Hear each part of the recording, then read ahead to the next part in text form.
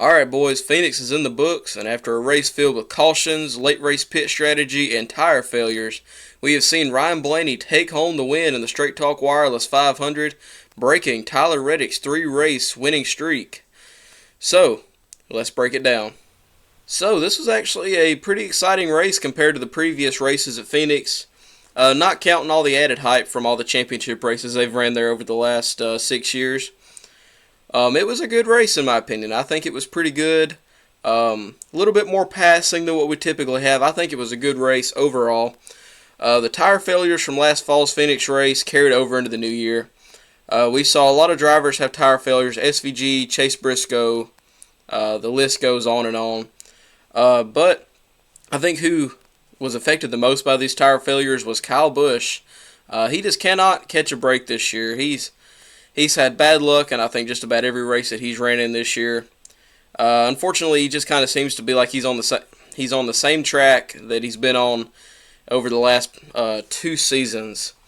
I'm a big Kyle Busch fan. I'm disappointed to see him struggling like this. I know he still has the talent, but something's got to happen in RCR to kind of get him in a better car, better equipment. He's got to have something, but he was able to rally back for a 17th place finish, which is not too bad considering I think he had 2 or 3 different tire failures and the car was all scuffed up. Busch is currently sitting in 20th in the point standings, so definitely going to have to find some improvement there if he wants to make the chase. So although Kyle Busch and many other drivers had bad days, let's talk about some drivers who had some good days.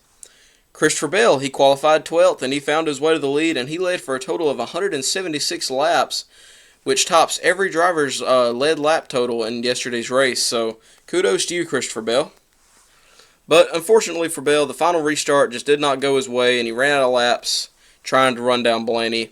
He was catching Ryan Blaney there at the end, but he just didn't have enough laps to do it. I say if you gave him 5 more laps, he definitely could have run down Blaney, but just didn't have enough time to do it, so he had to settle with a 2nd place finish. Another driver who had a great day was Ty Gibbs. He put himself in position to collect his first NASCAR Cup Series win, but unfortunately for him, Ryan Blaney took the lead away from him a few laps after the final restart, and Ty just didn't have the speed. He didn't have the tires to keep up with him, so he ended up forfeiting 2nd place to Christopher Bell and 3rd place to Kyle Larson.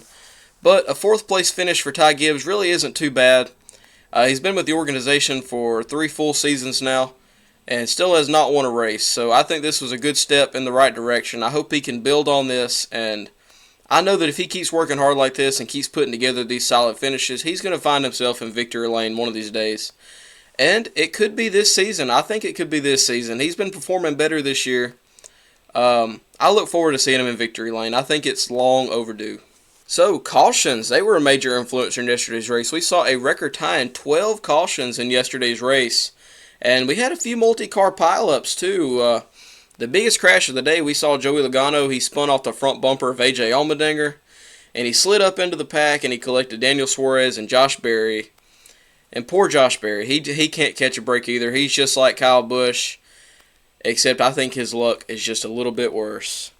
But all 3 drivers were knocked out of the race following that crash. Joey Logano got hit very hard on his passenger side and in the rear of his car. His car was demolished. We also saw another multi-car pile up there towards the end of the race. We saw Ty Dillon, John Hunter Nemechek, and Zane Smith get into it on the backstretch with just over a dozen laps to go. And that crash kind of set up the restart that set up the final stretch of the race. And had that crash not happened, I think we could have seen a different outcome, because you had a few guys up there like Kyle Larson. He was ripping the high lane coming around there. I think he would have been a threat to win the race. But after that restart, it just kind of stalled him out. But we definitely could have seen a very different outcome had that wreck not happened. So that was a big turning point in the race that not many people are talking about. Something else to point out, Tyler Reddick, he had his 3-race winning streak snapped yesterday by Ryan Blaney, which it was honestly pretty refreshing to see. Not that I have anything against Tyler Reddick or 2311 Racing, but sometimes it can get just a little bit boring to see the same drivers win week in and week out. Very similar to 2018, where you had the big 3 with Kyle Busch, Martin Truex Jr., and Kevin Harvick, where they won like 20 out of the 36 races that season. So glad to see somebody else throw another card into the deck in the 2026 NASCAR Cup Series. However, though, Tyler, he almost won. He very well could have won. And he had a strong top 10 run all day, stayed in the top 10 at a track where his best average finish is 18th, previously prior to yesterday's race.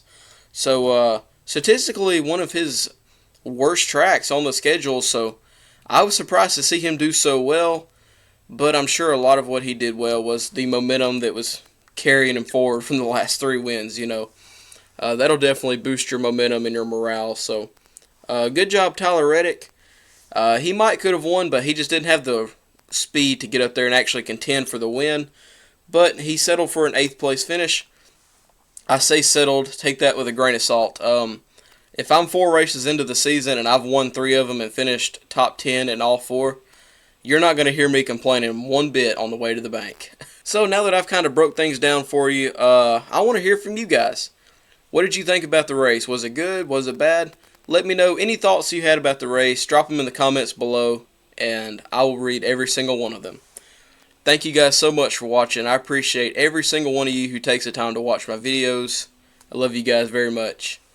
Y'all have a great day, and God bless.